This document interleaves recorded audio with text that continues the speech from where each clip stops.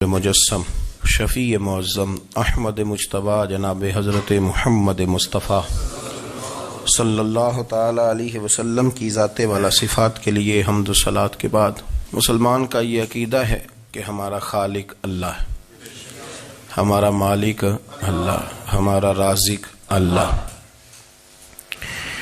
جب یہ ساری چیزیں، ساری عطائیں، ساری نعمتیں اللہ کی ہیں تو پھر مسلمان کی ساری توجہ بھی اللہ ہی کی جانب ہونی چاہیے۔ اسے کوشش کرنی چاہیے کہ وہ ہر معاملے میں،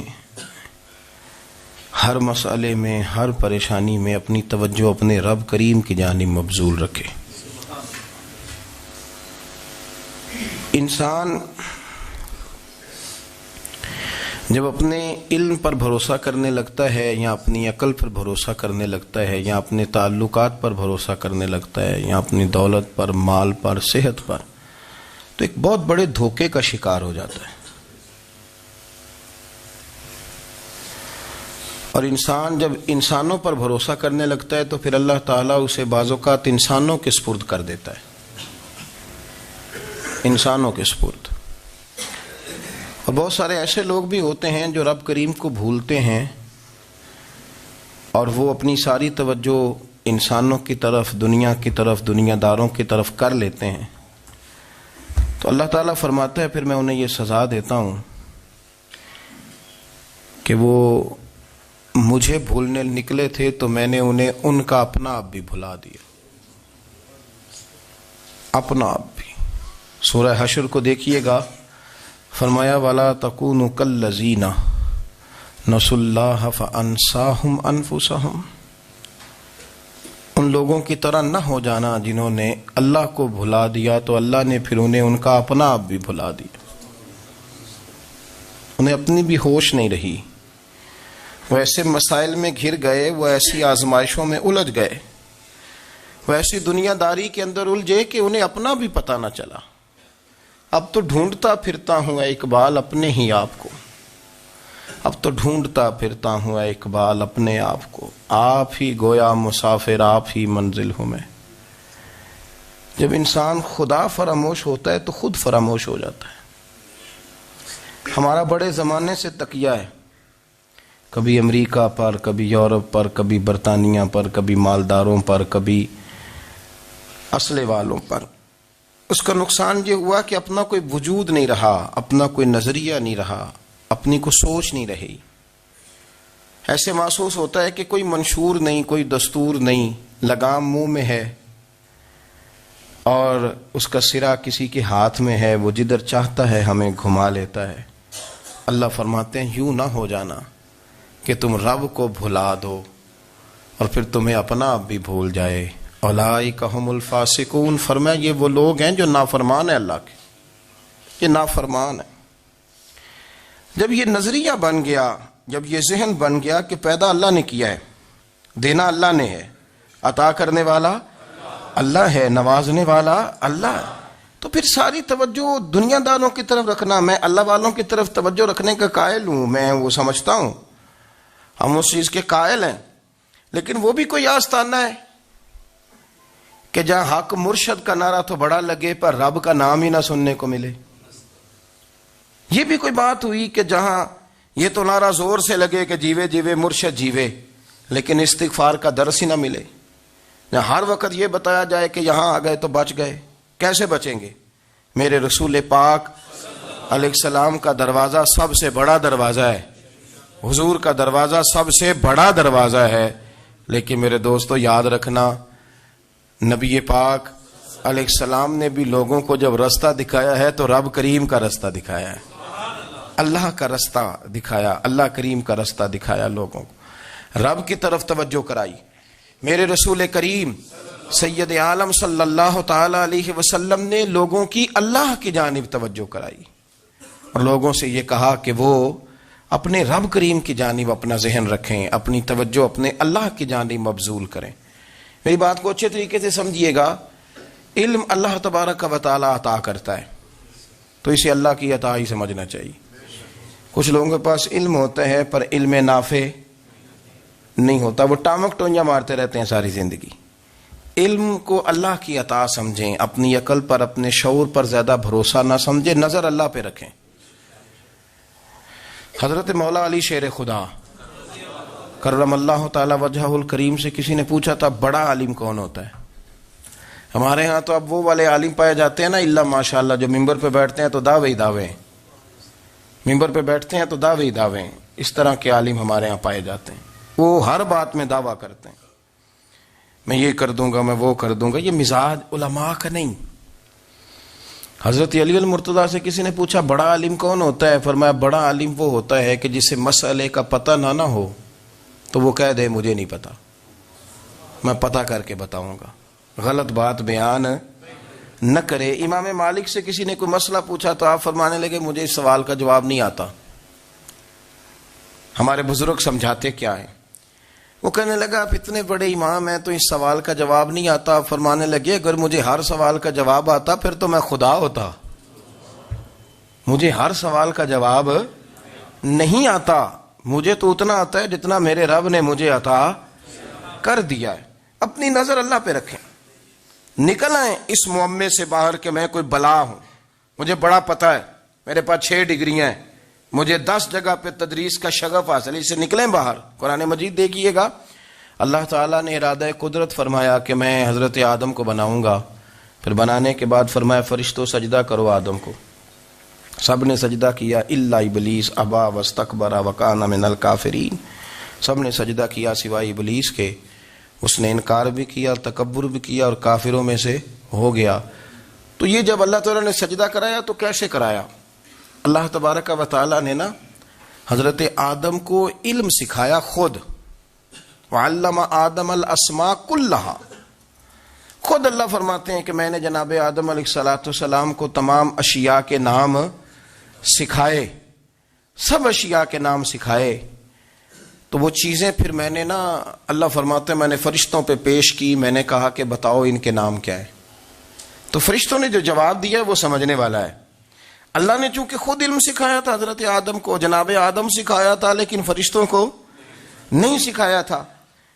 تو اللہ کریم نے فرمایا فرشتوں یہ بتاؤ ان چیزوں کے نام کیا ہیں، تو فرشتے کیا کہتے ہیں؟ فرشتے عرض کرتے ہیں قالوا سبحانک لا علم لنا۔ آپ کبھی یقین کریں اس چیز کی لذت لیں تو مزہ آ جائے۔ کہا قالوا سبحانک، کہنے لگے تو پاک ہے، قالوا سبحانک، کہنے لگے تو بھئی آدم علیہ السلام کو نام سکھا لیے، پھر فرشتوں کے سامنے وہ چیزیں پیش کر کے کہا ان چیزوں کے نام بتاؤ، تو فرشتے کیا کہتے ہیں؟ کہتے ہیں قالوا سبحانک، تو پاک ہے، لا علم لنا، ہمارے پاس کوئی علم نہیں، الا ما علمتنا، ہمیں تو اتنا پتہ ہے جتنا تو نے ہمیں سکھا دیا ہے، ہمیں تو اتنا پتہ ہے جتنا تو نے ہمیں، لا علم لنا، ہمارے پاس کوئی علم نہیں ہے، اتنا ہی پتہ ہے جتنا تو نے ہمیں سکھا دیا ہے، اس سے زیادہ ہمارے پاس علم۔ اور یہ کیوں تو نے ہمیں جتنا سکھایا اتنا پتہ ہے؟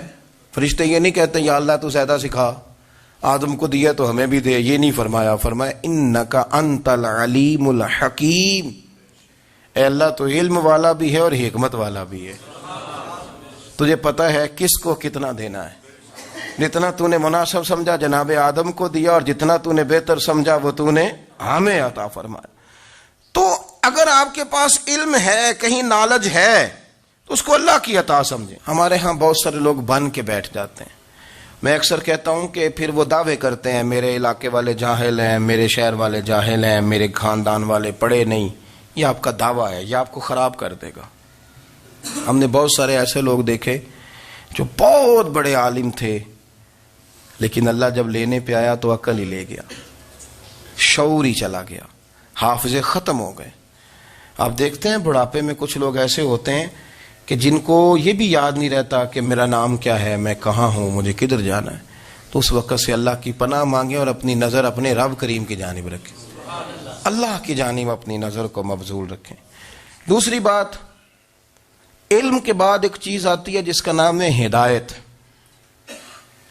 جس کا نام ہے تقوی، جس کا نام ہے پرہیزگاری، جس کا نام ہے عمل، عبادت، ریاضت۔ یہ بھی اسی وقت ہی نصیب ہوتی ہے جب میرا رب کریم نصیب فرما دیتا ہے۔ ہم نے نا نیکی کا اپنا اپنا سٹیٹس بنا لیا ہے، اپنا اپنا معیار بنا لیا ہے. کچھ لوگ کہتے ہیں کہ جناب مسجد میں سیمٹ کا توڑا دینے سے بہتر ہے کسی غریب کو آٹے کا تھیلا دے دو. اب اس نے اپنا مزاج بنا لیا نا نیکی کا, اس نے اپنا سٹیٹس بنا لیا ہے. میرا یہ سوال ہے کہ نبی پاک صلی اللہ تعالی علیہ وسلم جب مدینہ شریف آئے تھے تو حضور نے سب سے پہلے غریبوں میں آٹا تقسیم کیا تھا کہ سب سے پہلے مسجد بنائی تھی؟ کیا عجیب لوگوں کا رنگ ہے. اپنی مرضی کی ہدایت, اپنی مرضی کا تقوی, اپنی مرضی کا معیار. مسجد کوئی بڑا چھوٹا خطیب بھی میری طرح کا ہو نا, تو وہ مسجد میں بیٹھ کے جب نبی پاک کی بات کرتا ہے تو کہتا ہے میرے رسول پاک غریبوں کا سہارا بن کے آئے. وہ غریبوں کی بات کرتا ہے, مسکینوں کی, لاچاروں کی, کمزوروں کی بات. تو مسجد ہی تو وہ ادارہ ہے جہاں سے غریبوں کی بات ہو رہی. تو اب لوگوں نے غریب کو اور مسجد کو لڑانا شروع کر دیا. اس کو لڑاؤ کہ مسجد میں پیسے دینے سے بہتر ہے آپ غریب کو آٹے کا تھیلا دے دیں. آپ یہ کیوں نہیں کہتے کہ مسجد میں بھی آپ توڑا دیں ایک سیمٹ کا اور ساتھ غریب کو بھی خدمت کریں؟ یہ کیوں نہیں تقویٰ؟ اپنی اپنی مرضی کا مزاج, اپنی اپنی. کچھ لوگ کہتے ہیں چھوڑو جی, ساری زندگی انسان نماز پڑھتا رہے اور پھر گالیاں بھی دیتا رہے, بندہ داڑھی بھی رکھ لے اور جھوٹ بولنا بھی نہ چھوڑے. تو یہ آپ نے اپنے پاس سے تقوی کا معیار بنایا. گالی دینے کا گناہ ہے اور داڑھی رکھنے کا ثواب ہے.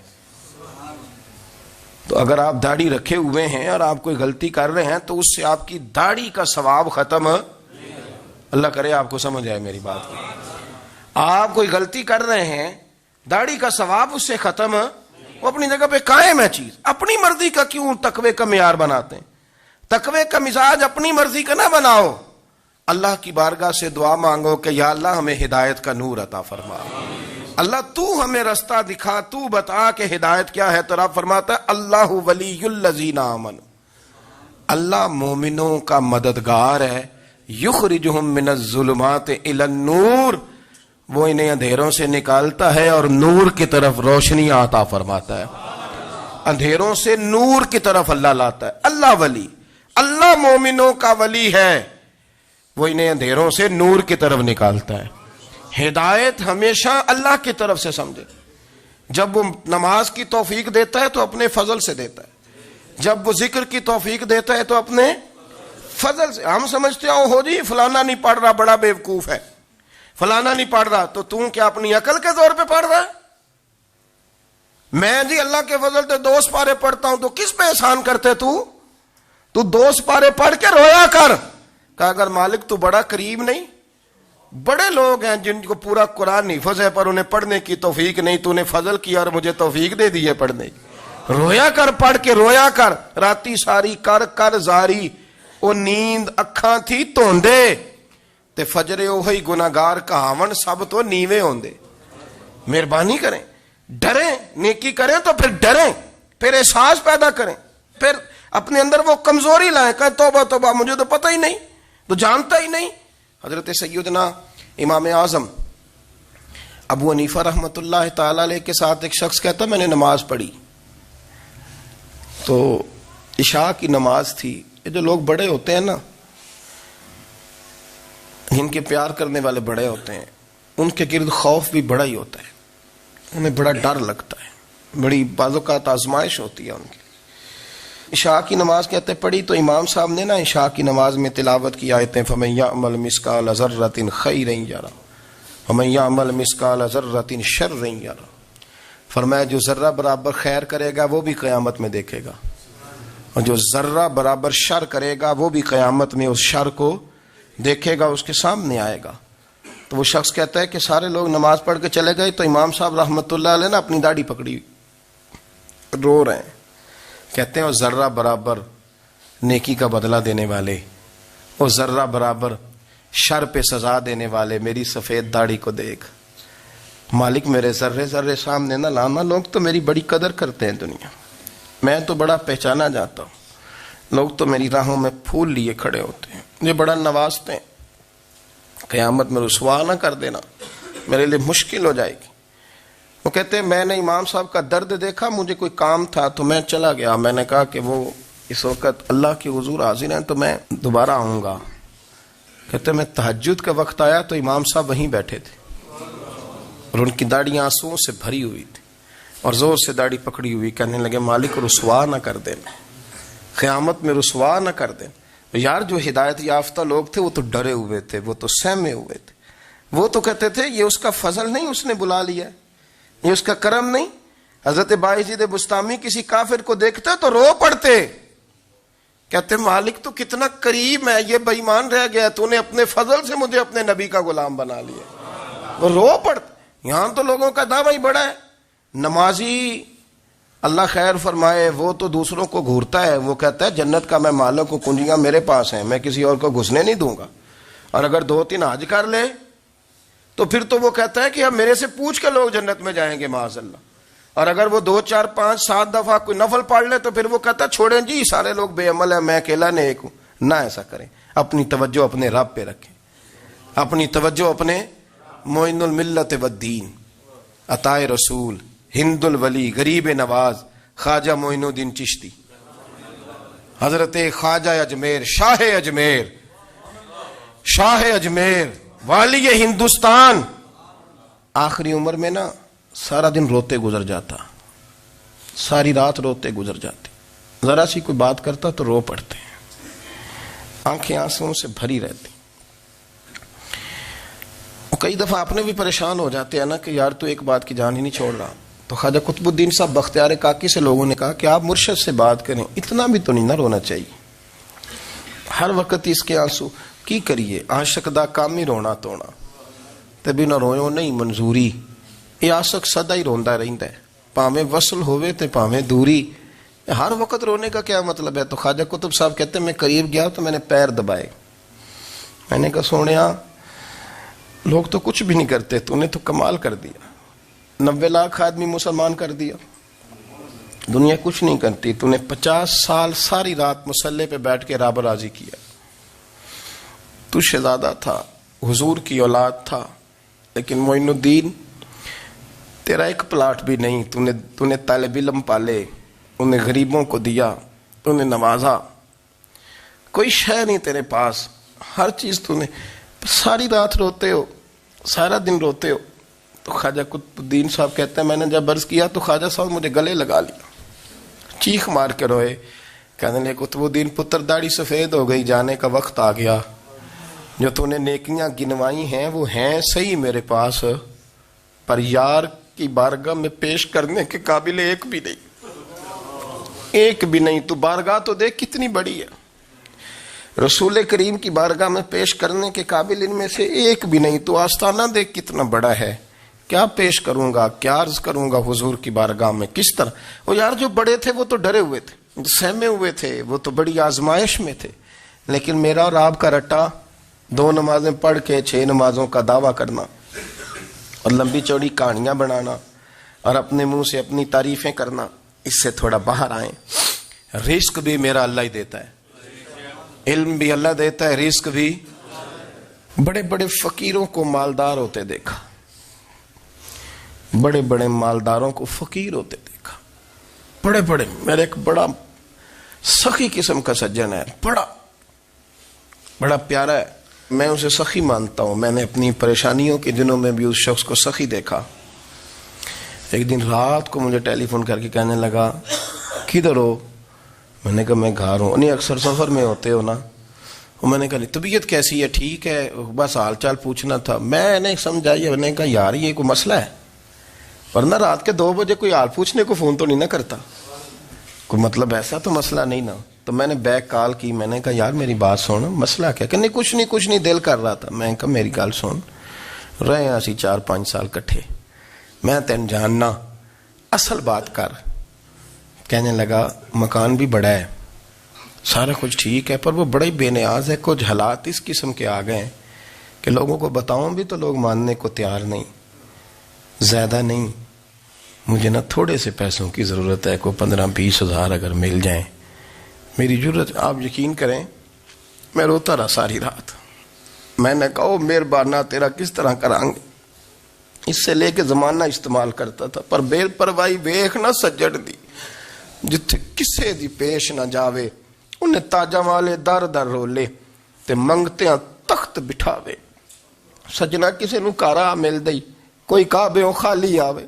واللہ خیر الرازقین, وہ کہتے تو دائیں بائیں نہ جا، رزق تو تجھے میں دوں گا، میں ہوں بہتر رزق دینے والا۔ بڑے بڑے بادشاہ، بڑے بڑے شہنشاہ، بڑے بڑے لوگ، ہاتھوں میں کاسے، فقیریاں۔ ام ربیعہ کہا کرتی تھیں، بڑی نیک اور صالح خاتون تھیں، وہ کہتی ہیں کہ میں نا بڑے امیر آدمی کی بیوی تھی، اپنے شوہر کے ساتھ چھت پہ بیٹھی تھی تو نیچے فقیر مانگنے والا آیا، اس نے بڑے درد سے صدا کی تو میں نے اپنے شوہر سے کہا کچھ دے دیں، کہا دفع کر، ان لوگوں نے دھندا بنایا ہوا ہے۔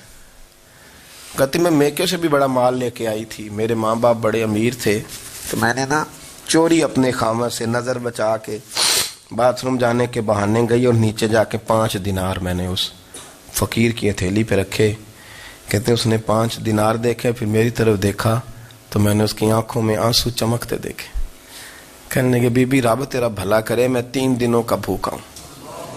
کہ وہ چلا گیا، میں گھر آ گئی، باہر آئی تو میرا شوہر کہنے لگا تو اتنی اب اتنی تو تیز ہو گئی ہے اور تو اتنی خود مختار ہو گئی ہے، میرے بغیر پوچھے مال خرچ کرے کہ جا تجھے 3 طلاقیں۔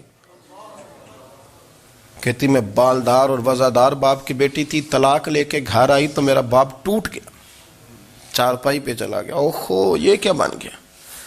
کہتی بڑی تکلیف رہی، 1-2 سال کے بعد میرے ابا نے میری شادی کر دی۔ اب جس شوہر کے پاس گئی وہ بڑا نیک تھا، پرہیزگار تھا، اللہ نے بہترین صلہ دیا۔ کہتی چھت پہ بیٹھی تھی، دروازے پہ فقیر آیا تو میں نے شوہر سے کہا کچھ دے دوں، کہنے لگا 5 نہ دینا، 15 دینا، 20 دینا، میں فقیر ہوں، میں نے فقر سے دولت دیکھی ہے، اسے خالی نہ لوٹانا۔ کہتی ہے کہ میں نیچے گئی اور جب میں نے اس کی طرف دینار بڑھائے تو میری چیخ نکلی، پیسے پھینک کے میں بے ہوش ہو کے گری، میرے شوہر نے آ کے اٹھایا، اندر لے گیا، پانی منہ پہ چھڑکا، کہنے لگا تجھے کیا ہوا؟ کہنے لگی یہ جو مانگنے آیا یہ میرا پہلا شوہر تھا، وہی تھا جو کہتا تھا کہ تو 5 دینار دے آئیے جا تجھے 3 طلاقیں۔ پڑھو نا حدیث پاک، میرے نبی پاک علیہ السلام نے فرمایا ایک بندہ گنجا تھا، گنجا، کوئی ترتیب آگے پیچھے ہو جائے تو مفہوم کے لحاظ سے، لیکن میں مفہوم اس کا واضح کرتا ہوں، ایک گنجا تھا، کوئی شے نہیں تھی، سر پہ بال بھی نہیں تھے، رویا کرتا تھا۔ اللہ تعالیٰ نے فرشتے کو بھیجا، تجھے کیا چاہیے؟ تو کہنے لگا بال آ جائے اور تھوڑا مال آ جائے۔ فرشتے نے ہاتھ پھیرا تو بال بھی آ گئے تو بکریاں بھی آ گئیں، لائنیں لگ گئیں، مال ہی مال ہو گئے۔ دوسرے کے پاس گیا، وہ کوڑا تھا، اس کو جا کے کہا کیا چاہیے؟ کہنے لگا شفا ہو جائے اور کچھ اللہ تعالیٰ آسانی کر دے۔ شفا بھی ہو گئی، گائیں بھی دے دی، بھینسیں بھی دے دی، مال ہی مال ہو گئی۔ پھر ایک کے پاس گیا، وہ اندھا تھا، تجھے کیا چاہیے؟ اس نے کہا آنکھیں مل جائیں اور کچھ ساتھ اللہ مال دے دے۔ اونٹ ہی اونٹ ہو گئے۔ جب بڑا نواز دیا تو پھر مالک نے امتحان لینے کا ارادہ کیا، یاری تیری سونا ہے پر آزمائشاں بھی تیریاں اگ، آزمائشاں تیریاں، صحیح کہہ رہا ہوں، آزمائشاں تیریاں، یاری تیری سونا ہے پر آزمائشاں تیریاں، اے سونا پرکھیا جامدائی پہلو نہ لگاں دے لگ۔ اللہ نے فرمایا آزمائش کرو۔ سب سے پہلے گنجے کے پاس آئے، اسے کہا اللہ کے رستے میں کچھ دیکھنے لگا، میرے خرچے ہی بڑے، دیکھو تو صحیح کتنی مشکل میں وقت گزارتا ہوں، حال ہی کوئی نہیں۔ تو اس نے کہا میں نے تو سنا ہے تو گنجا اور بھوکا ننگا تھا۔ کہنے لگا میں تو جدی پشتی رئیس اعظم ہوں، تجھے کس پاگل نے کہا ہے بھاگ جا؟ اس نے کہا اچھا جیسے تو تھا ویسے ہی ہو جائے۔ کھیت کھلیان اجڑ گئے، پھر سے گنجا ہو گیا۔ حضور علیہ السلام فرمانے لگے، پھر وہ اس کے پاس گیا جو کوڑا تھا، اسے کہا کچھ دے، کہنے لگا خرچے ہی بڑے۔ اب پوچھ لیں کسی امیر آدمی سے، کہے گا چکی کے نیچے ہاتھ ہے میرا، میرے سے زیادہ تو اب پریشان بندہ ہی کوئی نہیں، کیا بتاؤں آپ کو، اتنا ٹیکس ہے، اتنا جرمانہ ہے، فلانی شے، بڑا کچھ گنواتے ہیں لوگ۔ اس نے کہا میں نے تو سنا تو پہلے کوڑا تھا۔ اس نے کہا جا دوڑ جا، میں تو رئیس اعظم ہوں، دادا بھی پردادا بھی اور ساری نسل ہی۔ اس نے کہا اچھا جیسے تو تھا ویسے ہی ہو جائے۔ پھر وہ گیا اندھے کے پاس اور جا کے کہا اللہ کے نام پہ کچھ دے۔ تو وہ کہنے لگا رب کے نام پہ؟ یہ کھڑے ہیں اونٹ، جتنے تیرے دل کرے لے جا۔ اس نے کہا کیا معنی اس بات کا؟ کہنے لگا یار تجھے کیا بتاؤں، میں تو اندھا تھا، میں نے تو کبھی دنیا دیکھی نہیں تھی، پھر اس کریم نے فضل کیا تو مجھے بڑا کچھ دکھایا، میں کیا بتاؤں، میرا دل کر رہا ہے کہہ دوں کہ پھر اس نے کعبہ دکھایا، پھر اس نے روضہ رسول دکھایا، پھر اس نے ریاض الجنہ کے سجدے دکھا. پھر اس نے اپنے محبوب کے دروازے کی رونقیں دکھائیں. اس نے بڑا کچھ دیا, اس نے بڑا نوازا. میرے پاس تو شاید میں بدکار پرانا خادم, کسے در ملی نہ ٹوئی, اے واصف یار نے نظر جو کی تھی, پھر واصف ہی ہوئی. یہ تو اس کا کرم ہوا. تو یہ وہ کہنے لگا تو اللہ کے نام پہ جان مانگ, میں وہ بھی دینے کو تیار.